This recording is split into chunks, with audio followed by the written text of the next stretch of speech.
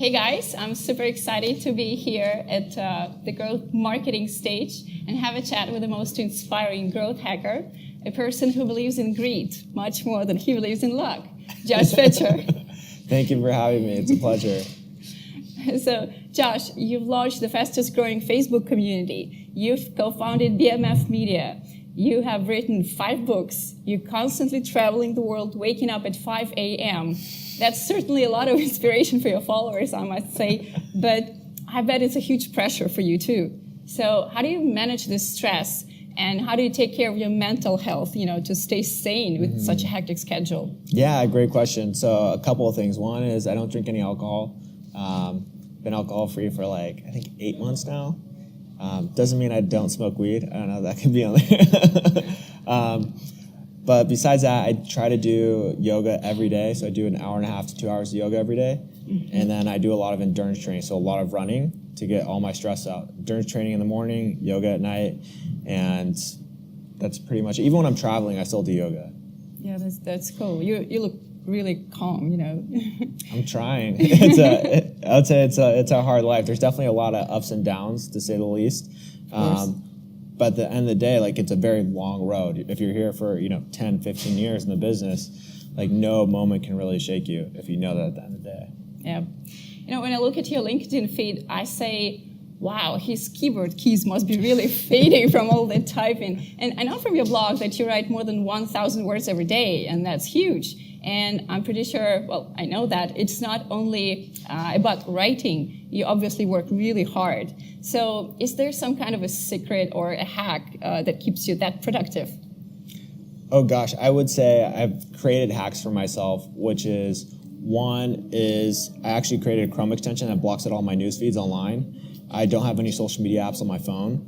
Those 2 things are huge. I also don't follow anybody online. I don't follow Gary Vaynerchuk or whoever anybody's following today. To me, that's totally irrelevant to anything that I'm trying to do. I'm not looking for motivation, inspiration. I think motivation comes from within and momentum. Mm-hmm. So that just saves a lot of time right there. Today, looking at how people spend their time, even, I won't say my employees, but a lot of employees out there will spend 4 hours a day on their phone. It's insane. Just getting nothing done because they're so addicted to social media. And if you can remove that, you have so much extra time to do what you want to do. And then you can just go into creation mode when need be. Yeah, I can totally relate. Apart from being a Quora top writer and top B2B marketing influencer and innovative founder, you happen to be a great manager. So what would be your one advice on effective management of a fast-growing company? Yeah, so this is really interesting. It's actually been really hard for me to learn how to manage people. I'm not a manager by nature. I consider myself an artist, very less of a manager. And having to be put in a management role, I've tried to read everything I can on it. And there's a couple of key things. One is, people don't really care what you get them. If you buy them a standing desk, a new espresso machine, all they really want is for them to be heard. If you sit down with an employee once a week, for a half hour, 45 minutes, and just listen to them and ask them questions about their life, where they see the company going, and the mission, the vision that they have for it, that is worth gold to them. And people, I think, tend to forget that.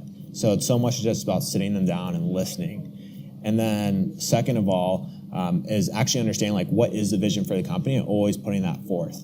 So for example, our mission is to empower 1 million founders, right? And it's going to take a while to get there, but that's the best part. It's not something that's going to be grasped right away, and it's going to be something that takes time, and people know what it is. Everybody knows what it is in the company. Everybody knows why they're there. Mm-hmm. There are a lot of business owners out there who wish their companies grew faster, and since growth is your expertise, maybe you could share how do you think, what is it usually that prevents those companies from growing at the pace they want? I think a lot of it just comes down to, a lot of it depends on the company itself, but most of it comes down to management and communication at the end of the day. For example, if you go and raise money and it doesn't work out, you can keep going and pivoting, and on a long enough timeline, 30 years, whatever it is, you'll eventually become successful. But you have to be able to sustain that momentum. So first off one is what you're doing, purpose-driven enough to where you can fail enough times and still keep going, right? So I failed plenty of times, but the difference between me and everybody else is I just keep going. Like the first, I think, 7 startups I was a part of all failed. And that was all before the age of 25. So I got them all out of the way, and then everything started working afterwards. But I just kept going, right? And most people don't want to do that. And that's, I mean, it's hard, right? But at the same time, if you know that you're learning, then it's going to become easier. It's obviously very difficult to keep on hustling nonstop. So what is your plan for the future? Are you going to continue the hustle or probably slow down at some point?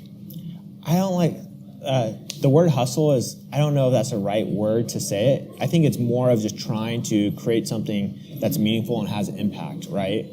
And that's always important. That's always makes you feel good at the end of the day. Like one of my favorite writers, his name's Leo Tolstoy, and he wrote this book called The Kingdom of God is Within You. He talks about the purpose of life is to help others because that helps you find purpose.